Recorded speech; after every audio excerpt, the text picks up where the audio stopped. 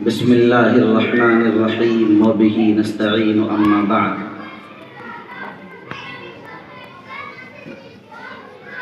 سب سے پہلے حق جل مجدہ کے شکر کے بعد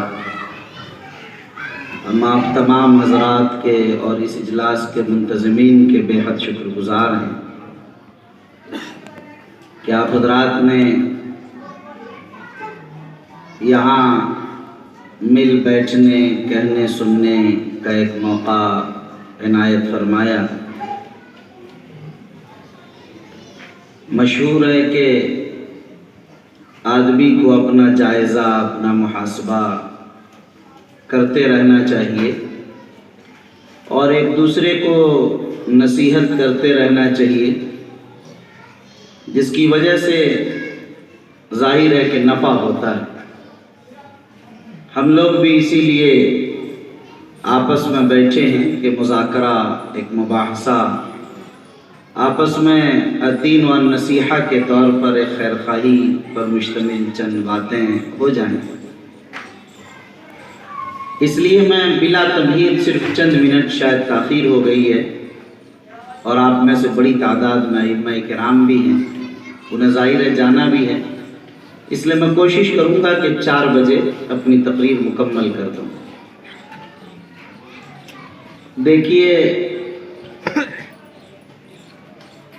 چند باتیں بڑی واضح اور دو ٹوک اور سادے لہجے اور لفظوں میں کہنا چاہتا ہوں۔ یہاں مجھے چونکہ اصل جو مخاطب ہونا ہے اور جو میرے مخاطب ہیں وہ میرے بھائی علماء ہیں، اس لیے ہم اپنے دوستوں، اپنے ساتھیوں اور اپنے بھائیوں سے اس میں خطاب کر رہا ہوں۔ ظاہر ہے دوسرے اور لوگ بھی مجمع میں ہیں، لیکن اصل مخاطب میرے علماء ہیں۔ یہاں سب سے پہلی بات جو میں عرض کرنا چاہتا ہوں وہ یہ کہ ہم علماء کو یہ ہمیشہ احساس کرنا چاہیے کہ ہماری نسبت علم سے، اور علم کے ساتھ نسبت یہ مقبولیت کی نشانی ہے، یہ امتیاز کی نشانی ہے، مقبولیت کی، محبوبیت عند اللہ کی نشانی ہے۔ آپ جانتے ہیں کہ من یؤت الحکمۃ فقد اوتی خیرا کثیرا، اسی بنیاد پر فرمایا کہ جس کو علم دیا گیا اسے خیر کثیر عطا کر دیا گیا۔ آپ یہ جانتے ہیں کہ فرمایا من یرید اللہ بہ خیرا یفقہہ فی الدین، اللہ جس کے ساتھ بھلائی کا ارادہ کرتے ہیں، اللہ تعالیٰ اچھائی کا ارادہ کرتے ہیں، اللہ اسے علم دین سے نواز دیتے ہیں۔ اسی لیے میں نے کہا کہ آپ کی نسبت علم سے ہے، یہ مقبولیت کی علامت ہے۔ اسی لیے ایک آیت، ایک روایت میں نے استدلال میں پیش کی ہے۔ امام محمد رحمۃ اللہ علیہ کا وہ خواب بھی آپ حضرات خود بیان کرتے ہیں اپنے منبر و محراب سے کہ قبر میں جب رکھا گیا ان سے سوال ہوا کہ محمد آپ کو کیا چاہیے، مانگیے آج دیا جائے گا۔ امام محمد نے جب کہا یا رب اغفر لی، اے میرے پروردگار عالم مجھے بخشش کی سرٹیفکیٹ چاہیے، تو اللہ تعالیٰ کی طرف سے جواب آیا کہ محمد جب میں نے تم کو تعلیم کے لیے منتخب کرنے کا فیصلہ کیا تھا، علم دین کے لیے، اسی وقت تمہاری نجات کا فیصلہ کر چکا تھا۔ یعنی یہ بتانے کے لیے کہ جب کسی انسان کے لیے علم دین کا فیصلہ اللہ فرماتے ہیں، گویا اس کی برگزیدگی، اس کی اجتبائیت، اس کی اصطفائیت، اس کی محبوبیت، اس کی مقبولیت، اس کے امتیاز اور اس کے مقام، اس کی محبوبیت کا فیصلہ کر لیتے ہیں اللہ تعالیٰ۔ اور یہ الفاظ قرآن مجید میں بھی موجود ہیں، ثم اورثنا الکتاب الذین اصطفینا من عبادنا، ہم اپنی کتاب قرآن مجید کا وارث ان لوگوں کو بناتے ہیں جن کو اپنے بندوں میں سے چن لیتے ہیں۔ تو معلوم ہوا کہ علماء کی جو جماعت ہے یہ اللہ کی محبوبین کی جماعت ہے، اللہ کے مقبولین کی جماعت ہے۔ جب ایسا ہے تو پھر ہمیں یہ بھی سمجھنا چاہیے کہ اللہ نے اہل علم کو یہ شان محبوبیت اور مقبولیت کیوں عطا فرمائی؟ یہ اس لیے عطا فرمائی کہ انسان کا امتیازی علم ہے انسانیت، اسی لیے انسان کو اشرف المخلوقات بنایا، آدم کو سجدہ کرایا گیا۔ اسی لیے آپ یہ دیکھیں گے کہ سب سے بڑا امتیاز علم کے امین آپ، علم کے امین آپ، اس لیے فرمایا گیا کہ علماء سراج امتی، علماء میری امت کے چراغ۔ اور یہ بھی فرمایا کہ العلماء امناء فی الارض، علماء امین ہیں سرزمین پر۔ اسی لیے فرمایا کہ العلماء خلیفۃ فی الارض، علماء زمین میں خلیفہ ہیں۔ اسی لیے وارث نبی نے بنایا گیا۔ کسی بلڈر کو، کسی ٹھیکیدار کو، کسی انجینئر کو، کسی ڈاکٹر کو، کسی وکیل کو، کسی پائلٹ کو، کسی چارٹر اکاؤنٹنٹ کو، غیر کسی کو نہیں فرمایا کہ ہمارے وارث ہوں گے۔ وارث ہوں گے علماء، جانشین ہوں گے علماء اللہ۔ اور اسی بنیاد پر علماء کا یہ جو عالی مقام، اس کی کچھ وجوہات، اس لیے کہ ان پر کچھ ذمہ داریاں اللہ نے دی ہیں، ڈالی ہیں۔ جب یہ نبی کے وارث ہیں تو نبی کا نمونہ انہیں ہونا چاہیے، نبی کی زندگی کے لیے انہیں آئیڈیل ہونا چاہیے۔ صحابہ نے نبی کو دیکھا، آج کے لوگ کس کو دیکھیں گے؟ علماء کو دیکھیں گے، اسی کو اپنا نمونہ اور آئیڈیل سمجھیں گے کہ لوگ ہمارے علماء اس طرح چلتے ہیں، اس کا مطلب ہم سبوں کے آقا و مولا محبوب کبریا صلی اللہ علیہ وسلم اس طرح چلتے ہوں گے، ایسے کھاتے، ایسے پیتے، ایسے بیٹھتے، ایسے بات کرتے، ایسے ملتے۔ گویا کہ سرکار بھی اسی طرح بیٹھتے، کھاتے، پیتے، اٹھتے، چلتے، پھرتے، ملتے ہوں گے۔ یہ اس سے بات سمجھ مانی چاہیے۔ اسی لیے میں کچھ آج آپ حضرات کے موضوع سے، مزاج سے ہٹ کر 2-3 باتیں کرنا چاہتا ہوں۔ میں یہ بتانا چاہتا ہوں کہ علماء کے لیے چند باتیں بہت ضروری ہیں، خود اپنی تعمیر کے لیے، خود اپنی ترقی کے لیے، خود اپنی ذات کو جانشینی کی سعادت پر برقرار رکھنے کے لیے، خود اپنے آپ کو علوم کے وارث ہونے کی حیثیت سے جماعت کا اہتمام کرتے ہی ہیں ماشاءاللہ، جو نہیں ہوتے وہ بھی اہتمام کرتے ہیں ماشاءاللہ، لیکن بہت سے لوگ وہ بھی ہوتے ہیں کہ جو نماز باجماعت کا اہتمام نہیں کر پاتے، انہیں نماز باجماعت کا اہتمام کرنا چاہیے۔ آپ کہیں گے کہ بڑی عجیب بات، نماز باجماعت کا اہتمام اتنے اہم موضوع میں علماء کے درمیان آپ یہ بات کہہ رہے ہیں؟ جی میں سوچ سمجھ کر کہہ رہا ہوں۔ بہت سارے ہمارے مخلص بھائی ایسے ہوتے ہیں کہ نماز باجماعت کا اہتمام نہیں کر پاتے، وہ نماز پڑھتے ہیں، اپنے گھر میں پڑھ لیتے۔ باجماعت نماز کا اہتمام یہ بڑی بنیادی بات ہے، اور نماز کے وقت کا بھی خیال رکھنا چاہیے۔ اذان سے 5 منٹ پہلے آپ مسجد پہنچیے۔ کسی اذان و نماز کے بیچ 15 منٹ، کبھی کسی میں آدھا گھنٹہ، فجر میں تو 40 منٹ 45 منٹ۔ ظاہر اگر آپ اذان سے 5 منٹ پہلے پہنچے اور آپ نے جو سنت مؤکدہ ہے پڑھا، غیر مؤکدہ پڑھا، تو آپ کو کسی نماز میں 15 منٹ، کسی میں آدھا گھنٹہ وغیرہ اس طرح سے وقت مل جائے، اس وقت میں آپ قرآن مجید کی تلاوت کا اہتمام کیجیے۔ معمول بنا لیجئے پوری زندگی کا کہ جماعت سے 5 منٹ پہلے مسجد پہنچنا۔ اب بتائیے کہ آپ کے مقتدیوں کو کتنا مزہ آئے گا اگر امام صاحب یا علماء اگر 5 منٹ پہلے مسجد میں موجود دکھیں تو آپ سے بڑا ولی اور آپ سے بڑا قطب و ابدال کوئی نہیں ہوگا ان کی نظر میں۔ وہ مثال دیتے ہیں کہ ہمارے حضرت پہلے آ کے بیٹھ جاتے ہیں، ماشاءاللہ بڑے خوش ہوتے ہیں اس سے۔ ابھی ظہر کی نماز کے بعد میرا بیان تھا حضرت مولانا فہیم صاحب کی مسجد میں، تو وہاں ان کے مقتدی حضرات یہی کہتے تھے کہ حضرت کبھی دیکھنا نہیں پڑتا گھڑی کی طرف۔ ایک خوبی یہ بھی بیان کر رہے تھے بہت سی خوبیوں میں کہ امام صاحب پہلے ہی سے نہ بیٹھے رہتے ہیں۔ یہ دیکھیں عوام یہ چاہتی ہے، اس کا مطلب کہ ہمارے امام صاحب، ہمارے عالم دین، ہمارے مقتدا، ہمارے رہنما وہ کتنا پہلے مسجد آ رہے، وہ بھی سیکھیں گے اس سے۔ آپ تقریر کتنی کرتے ہیں، اس کو نہیں بلا پائیں گے پہلے مسجد، آپ پہلے خود آ جائیے مسجد، پھر دیکھیں کتنی بھیڑ لگتی ہے پہلے آنے میں۔ عمل سے بات بنتی۔ اسی لیے میں نے کہا کہ نماز باجماعت کا اور اذان سے 5 منٹ پہلے مسجد میں آنے کا ہمیں اہتمام کرنا چاہیے۔ دوسری چیز، ہمیں اذکار کا اہتمام کرنا چاہیے۔ علماء کو، ائمہ کو، خطباء کو، مؤذنین کو، وارثین انبیاء کو اذکار کا اہتمام کرنا چاہیے، اوراد و وظائف کا۔ جو اذکار مسنون ہیں، جو دعائیں مقبول و معصور ہیں، ایسی دعاؤں کا انہیں اہتمام کرنا چاہیے۔ ایسے اذکار یاد رکھیے، قرآن نے باضابطہ کہا یا ایھا الذین آمنوا اذکروا اللہ کثیرا وسبحوہ بکرۃ واصیلا، ایمان والو اللہ کا ذکر کرو، کثرت سے ذکر کرو، اللہ کا خوب ذکر کرنا چاہیے۔ اور ایک تیسری چیز میں عرض کروں گا حضرات علماء سے کہ آپ تہجد کا اہتمام کیجیے، تہجد کی عادت ڈالیے۔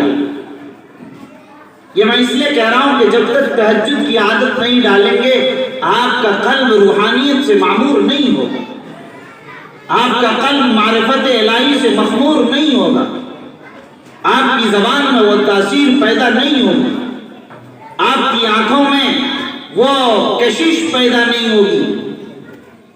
آپ کے لیے بہت ضروری ہے کہ آپ تہجد کا اہتمام کیجیے۔ یہی وقت اللہ کی محبوبیت کا، اللہ کی مقبولیت کا، اللہ سے مانگنے کا یہی وقت۔ کوئی بھی اللہ والا بغیر تہجد کے اللہ والا نہیں بنتا ہے۔ اسی لیے سرکار دو عالم صلی اللہ علیہ وسلم کے اوپر تہجد کی نماز فرض ہے، وہ فریضے کی طرح تہجد کا اہتمام فرماتے۔ یا ایھا المزمل قم اللیل الا قلیلا، اور اگلی آیت پر نصفہ او انقص منہ قلیلا، اللہ اکبر، آدھی رات قیام اللیل میں گزارتے۔ قرآن نے حکم دیا نصفہ، آدھی رات، یا اس سے کچھ کم کر لیجئے، چلیے آدھی رات سے۔ اتنی لمبی، یہی وقت اللہ سے قرب خاص کا ہے۔ اسی لیے عطار ہو، رومی ہو، رازی ہو، غزالی ہو، کچھ ہاتھ نہیں آتا بے آہ سحر گاہی۔ وہ جو سحر کا وقت ہے وہی قبولیت کی گھڑی ہے، اور اسی وقت میں جب آدمی اللہ کو یاد کرتا اور تہجد پڑھتا ہے، اللہ کی مقبولیت، اللہ کی طرف سے اس کی محبوبیت، وہ تاثیر، وہ جو بھی آپ کہہ سکتے ہیں ایک عالمانہ شان و وقار، سب کچھ وہیں سے آپ کو مل جائے۔ یہاں ایک بات یہ بھی سمجھیں کہ جب اس وقت اٹھتے ہیں آپ اور اس قبولیت کی گھڑی بظاہر آپ کیا کریں، لمبی تلاوت کریں۔ سرکار دو عالم صلی اللہ علیہ وسلم کی اتنی لمبی لمبی نمازیں راتوں میں پڑھتے، قیام اللیل کرتے۔ سیدہ عائشہ صدیقہ نے کہا کہ یا رسول اللہ، آپ تو بخشائے ہیں، پھر بھی یہ کیا کر لیا؟ اغفر لک اللہ ما تقدم من ذنبک وما تأخر۔ آپ نے فرمایا افلا اکون عبدا شکورا، کیا میں اللہ کے شکر گزار بندہ نہ بنوں؟ اللہ فرما رہے ہیں، اللہ کے رسول، کہ اللہ کا میں شکر گزار بندہ نہ بنوں؟ میں بخشایا ہوں، لیکن اللہ کے شکر ادا کرنے کے لیے بیٹھا۔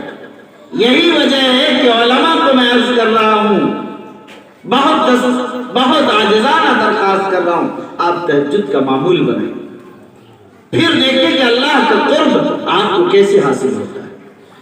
اور اس وقت میں قرآن مجید کی تلاوت آپ نماز میں کرتے ہیں، قرآن کھول کر بھی چاہے حافظ ہو، قرآن دیکھ کر ناظرہ سے تلاوت کیجیے۔ جب آپ اس سے تلاوت کریں گے تو اللہ کا بڑا قرب حاصل ہے۔ امام احمد بن حنبل رحمۃ اللہ علیہ کا خواب بڑا مشہور ہے۔ امام احمد بن حنبل نے 99 مرتبہ اللہ کو خواب میں دیکھا۔ امام احمد بن حنبل نے ہر مرتبہ پوچھا کہ یا اللہ، اپنے قرب کی شکل بتائیے کہ آپ سے سب سے زیادہ قریب کیسے ہو جائیں۔ آپ کو حیرت ہوگی، اللہ نے ہر بار امام احمد بن حنبل کو جواب دیا، احمد، اگر میرا قرب خاص چاہتے ہو تو اللہ کے کلام کی تلاوت کرو۔ قرآن کی تلاوت کے لیے انہیں کہا 99 مرتبہ اللہ تعالیٰ نے احمد ابن حنبل، اس سے زیادہ قرب کا کوئی ذریعہ نہیں۔ اس لیے آپ قرآن مجید کی تلاوت کا بھی اہتمام کریں۔ نماز میں جب 5 منٹ پہلے مسجد پہنچیں، 15-20 منٹ جماعت سے پہلے کیا کریں؟ یہی تو ہوگا۔ تہجد میں جب آپ اٹھیں گے تو آپ 8 رکعتیں پڑھنے کے بعد کیا کریں گے؟ قرآن کی تلاوت ہی تو کریں۔ یہ قرب خاص ہے۔ آپ ذرا تہجد میں اٹھ کر تو دیکھیے پھر ولایت کیسے آپ کے قدموں میں آتی ہے، اور آپ کی زبانوں میں تاثیر کیسی پیدا ہوتی ہے، اور آپ کی ذات میں اور آپ کی نسبت میں مقناطیسی صلاحیت کیسے ودیعت ہوتی چلی جاتی ہے، اور آپ کی محبوبیت اور مقبولیت زمین پر کیسے بکھیر دی جاتی ہے، آپ کو اندازہ بھی نہیں ہوگا۔ اسی لیے اگر آپ تاریخ عالم اٹھائیں اور تاریخ انسانی کو دیکھیں اور پھر اس میں محبوبین و مقبولین بارگاہ خداوندی کی اگر آپ ایک فہرست بنائیں تو اس فہرست میں آپ کو یہ ملے گا کہ سب لوگ وہ ہیں جو تہجد گزار لوگ۔ سارے علماء ہمارے اکابر میں دیکھیے وہ تہجد گزار تھے، اور نمازیں بھی ہیں، اشراق بھی ہے، چاشت بھی ہے، فلاں اور فلاں اوابین بھی ہے، لیکن صرف 2 نمازوں کا اہتمام ہمارے اکابر کے یہاں رہا، ایک تہجد کا اور ایک اوابین کا۔ اس کی وجہ یہ کہ تہجد بھی خالی وقت میں فارغ وقت ہے، اور اوابین مغرب کی نماز کے متصلاً بعد 6 رکعت پڑھنے کا نام اوابین ہے۔ ظاہر اوابین کا بھی اہتمام فرماتے تھے۔ دارالعلوم دیوبند کے محترم حکیم الاسلام قاری طیب صاحب رحمۃ اللہ علیہ کا واقعہ مشہور ہے۔ اوابین میں وہ 1 پارہ قرآن روزانہ پڑھا کرتے تھے، اور اپنے آبا و اجداد کو وہ ایصال ثواب کیا کرتے، اپنے والد، واقعہ ان کا مشہور ہے۔ حافظ احمد صاحب بھی یہی کرتے تھے حضرت نانوتوی کے، اور حضرت نانوتوی بھی یہی کرتے تھے اپنے والد کے لیے۔ بہرحال تہجد اور اوابین کا معمول اگر آپ دیکھیں گے تو ہمارے علماء کی صف میں آپ کو نمایاں نظر آئے۔ اس لیے میں عرض کروں گا آپ حضرات سے بہت ہی عاجزانہ کہ ہمیں چاہیے کہ ہم نماز باجماعت کا اہتمام، اپنی نسبت کا خیال، اپنے مقام کا، اذان سے 5 منٹ پہلے مسجد میں آنے کا اہتمام، اذکار کا اہتمام، اوراد و وظائف کا، قرآن مجید کی تلاوت کا اہتمام، تہجد کا اہتمام، اور اللہ توفیق دے تو اوابین کا اہتمام، یہ زندگی میں لازم کر لیجیے۔ اور جب آپ یہ کر لیں گے تو جو آپ کے کام کرنے کے ہیں، آپ کا میدان اصل ہے کہ آپ امام ہیں، یعنی مقتدا ہیں، رہنما، ہادی و مرشد، شیخ، پیر، رہنما۔ امام کے معنی رہنما، ہادی، مرشد، شیخ، مقتدا، پیشوا، یہی ہے۔ آپ ظاہر پورے سماج کے مقتدا ہیں، پورے سماج کے رہبر ہیں، پورے سماج کی رہنمائی کرنے والے ہیں۔ یعنی آپ کو دینی قیادت بھی کرنی ہے، سماجی قیادت بھی کرنی ہے، سیاسی قیادت بھی کرنی ہے، روحانی قیادت بھی کرنی ہے، اصلاحی قیادت بھی کرنی ہے، فکری قیادت بھی کرنی ہے۔ آپ کو امت کو زمین سے اٹھا کر فرش سے عرش تک پہنچانا ہے۔ آپ کی ذمہ داری ہے اس کو غربت اور افلاس سے اٹھا کر آپ کو مالداری اور ترنگری اور غنائیت کے مقام تک پہنچانا ہے۔ آپ کو جہالت سے اٹھا کر علم و معرفت کے بلند مقام تک پہنچانا ہے۔ آپ بگڑے ہوئے معاشرے کو مدینہ منورہ جیسا معاشرہ آپ کو دینا ہے۔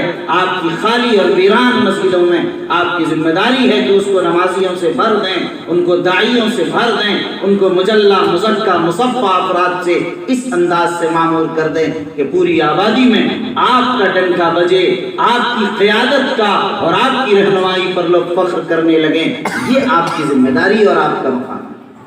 لیکن اس کے لیے چند باریک باتیں آپ کے ذہن میں رکھنا چاہتا ہوں۔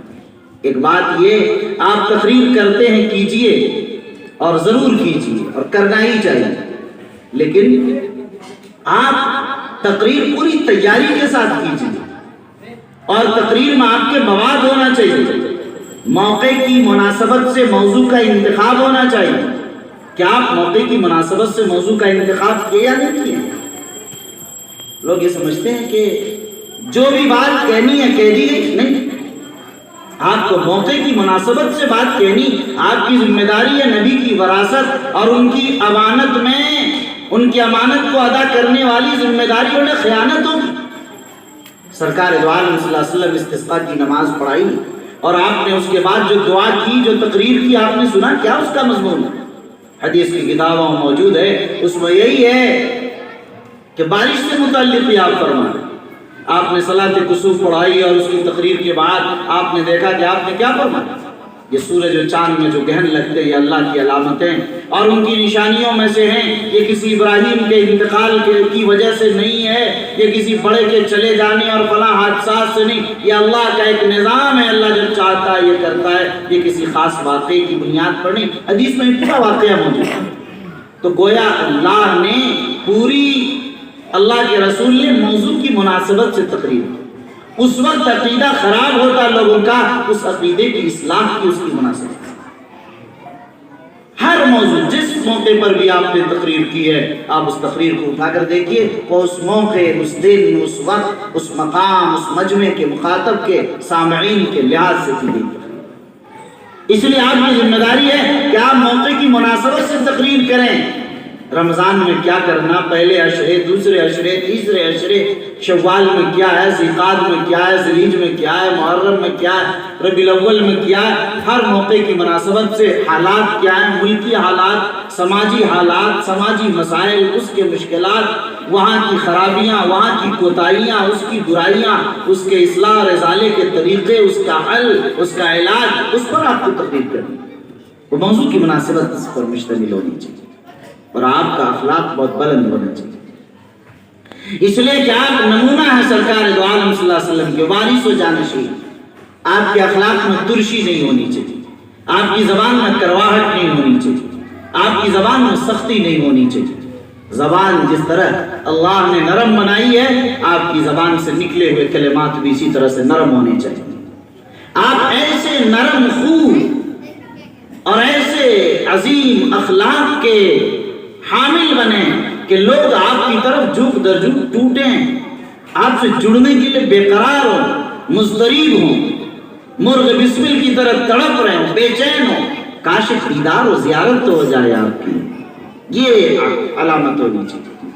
سرکار دو عالم صلی اللہ علیہ وسلم نے ظاہر ہے کہ اسلام پھیلایا اخلاق عالیہ ہی کی بنیاد، اسلام اسی سے پھیلا۔ آپ جانتے ہیں، آپ نے دیکھا کہ یہودی نے بستر پر پاخانہ کر دیا، آپ اپنے ہاتھ سے دھو رہے ہیں، مگر اس کے ساتھ کیا اخلاق پیش کر رہے ہیں؟ آپ نے دیکھا کہ مسجد نبی میں ایک دیہاتی پیشاب کر رہا ہے، آپ اس کو نہلا دھلا رہے ہیں، آپ کوئی اس کو تعزیر تنبیہ نہیں کر رہے ہیں۔ آپ نے دیکھا کہ وہ بوڑھی جو ڈال رہی ہے کوڑا، جو بچھا رہے ہیں کانٹے، جو اجڑیاں ڈال رہے ہیں، آپ ان کی عیادت کے لیے، مزاج پرسی کے لیے جا رہے ہیں۔ آپ دیکھ رہے ہیں کہ جن لوگوں نے آپ کے چچا کو کیا کلیجے اور دل نکال کر چبا دیے، آپ نے فتح مکہ کے بعد ان کے ساتھ کیا اخلاق پیش کیا، ظاہر ہے کہ آنے والا کس انداز سے ٹوٹتا۔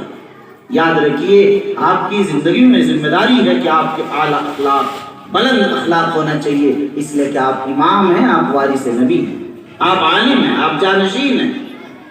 ایک آخری بات ہماری زندگی میں یہ بھی ہونی چاہیے علماء کے، کہ آپ اپنے آپ کو خادم سمجھیے، اپنے آپ کو نوکر مت سمجھیے، ملازم مت سمجھیے۔ آپ خدمت کر رہے ہیں، آپ ملازمت نہیں کر رہے ہیں کسی کی۔ ایک امام اور مقتدی کو کوئی شخص کائنات ارضی میں اس کا بدل بطور تنخواہ کے نہیں دے کر خرید سکتا۔ ہم 25,000 تنخواہ دے رہے ہیں، یہ ہمارے کارکن ہیں، یہ ہمارے ملازم ہیں، نہیں۔ وہ 1 کروڑ میں یہ کرم، بلکہ ساری دنیا کی جائیداد بھی اگر ایک عالم کی ایک نماز کے لیے رکھ دی جائے تو وہ نماز بھاری ہے، وہ پلڑا جھک جائے گا اور ساری کائنات کی ساری دولتوں کا پلڑا اٹھ جائے گا، اس کا کوئی بدل نہیں ہو سکتا۔ پوری دنیا اگر مل کر ایک امام کی خدمت کرنا چاہے اور اپنی ساری دولت لٹا دے تو اس کا ادا نہیں کر سکتا۔ یہ علماء خدمت کر رہے ہیں، علماء دین کی خدمت کر رہے ہیں، یہ دین کے خدمت گزار ہیں۔ ان کا اعلان صاف، ما اسألکم علیہ من اجر ان اجری الا علی اللہ، ان کی اجرت، ان کا انعام، ان کی بخشش سب اللہ کے دربار میں ہے۔ یہاں خدمت کر رہے ہیں، ایک وقت لگا رہے ہیں، ظاہر وہ بھی انسان، ان کی ضروریات، مسائل ہیں، ان کے ساتھ بھی بال بچے ہیں، بیوی ہیں، ان کے بھی مسائل ہیں، ان کے بچوں کی تعلیم ہے، دوا علاج ہے، کپڑے ہیں، متفرق مسائل و ضروریات ہیں۔ ظاہر ہے کہ آپ کی خدمت کے نام پر جو کر رہے ہیں آپ کی سعادت مندی ہے، وہ آپ کی دین کو سنبھال لیں۔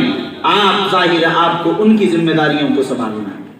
وہ کتنا دین سنبھال لیں وہ آپ دیکھیے، آپ ان کی کتنی ذمہ داریاں سنبھال لیں وہ آپ دیکھیے، دونوں کی ذمہ داریاں تقسیم کر دی۔ اس لیے میں علماء سے بھی عرض کروں گا کہ آپ کبھی کبیدہ خاطر اپنی کم تنخواہ کی بنیاد پر مت ہوئے۔ متولیان حضرات اور صدر سیکریٹری حضرات آپ کی تنخواہوں میں اضافہ کریں، اس کے لیے تو مہم ہونی چاہیے، لیکن آپ کو چاہے 50,000 تنخواہ دے دیں، ظاہر ہے کہ وہ آپ خدمت کر رہے ہیں، آپ کوئی ملازمت نہیں کر رہے۔ خدمت کا جب مزاج رکھیں گے تو آپ کو پتہ چلے گا کہ کیا دن اور کیا رات ہے، اللہ کی راہ میں دین کی خدمت کو جاری رکھنا ہے، اور اس نظام کے لیے ہم ہر وقت مستعد رہیں گے اور ہر وقت ہم کھڑے رہیں گے۔ اسی لیے آپ نے دیکھا سیدنا عمر فاروق رضی اللہ تعالیٰ عنہ رات میں ایک مشکیزہ پانی سے بھر کر پیٹھ پر لاد کر، خلیفہ ہیں، امیر المومنین ہیں، دنیا کانپ رہی ہے ان کی طاقت سے، ان کی عظمت اور رعب و دبدبے سے۔ لوگوں نے پوچھا کہ حضرت یہ مشکیزہ ہمارے نہیں، آج بادشاہ آئے تھے فلاں ملک کے مجھ سے ملاقات کے لیے، عمر کے دل میں خیال آیا کہ تو بہت بڑا آدمی ہے، اس لیے تو ملک کا بادشاہ تم سے ملنے کے لیے آیا، اس لیے میں نے اپنے نفس کا علاج کیا، اس لیے دن کے دوپہر میں بازار کے بیچ سے مشکیزہ پیٹھ پر لادے یہاں سے وہاں لے جا رہا ہوں تاکہ تمہارا نفس کا علاج ہو جائے کہ تم کس مقام پر ہو۔ میرے بھائیوں، میرے بزرگوں، میرے دوستوں، ہمیں بھی اس بات کی ضرورت ہے کہ جب ہم سے ہماری عوام، ہمارے مقتدی، ہمارے نمازی مصافحہ کرنے لگیں اور تانتا لگ جائے اور ہماری تعریف کرنے لگیں قرات کی، اور ہماری توصیف کرنے لگیں نماز کی، اور ہمارے تقریروں کے بارے میں وہ بڑے ثناخواں اور رطب اللسان رہیں، لیکن ہمیں اس کی وجہ سے ہمارے دل پر کوئی بات نہیں آنی چاہیے۔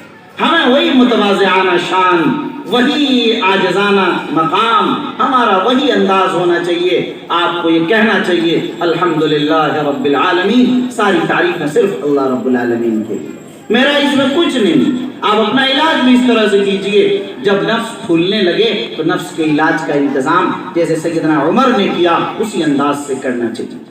میں 2-3 منٹ اور آپ لوگوں سے لینا چاہتا ہوں، ایک بات اور آخری رہ گئی، میں چاہ رہا ہوں کہہ دوں، آپ کی شان یہ ہونی چاہیے، اور آپ کی جو اصل ذمہ داری ہے ان مشکل حالات میں وہ یہ ہے کہ میرے بھائیوں، سیدنا ابو بکر صدیق کی زندگی کو آپ نے دیکھا، آپ نے فرمایا اَيُنْقَصُ الدِّينُ وَأَنَا حَيٌّ، میں زندہ رہوں، میرے جیتے جی دین میں کوئی قدر بیونت کمی ہو جائے یہ میں برداشت نہیں کر سکتا۔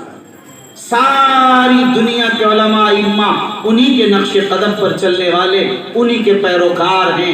آج بھی ایک عالم کی ذمہ داری یہ ہے کہ وہ یہ کہہ دے، ان کا نفس یہ کہ وہ اسی کے لیے پیدا کیا گیا، میں جب تک زندہ ہوں میرے جسم میں جان ہے اور میرے بدن میں رگوں میں دوڑنے والا خون ہے، جب تک میں زندہ ہوں یہ نہیں ہو سکتا ہے کہ دین پر کوئی آنچ آ جائے اور میں بیٹھا رہوں، میں نہ دن دیکھوں گا نہ رات، میں نہ ڈر دیکھوں گا نہ خوف، نہ ملامت کرنے والوں کی ملامت کو آڑے آنے دوں گا، میں ننگی تلوار کے ساتھ میدان میں اور محاذ میں صف اول میں پہلا انسان ہوں گا۔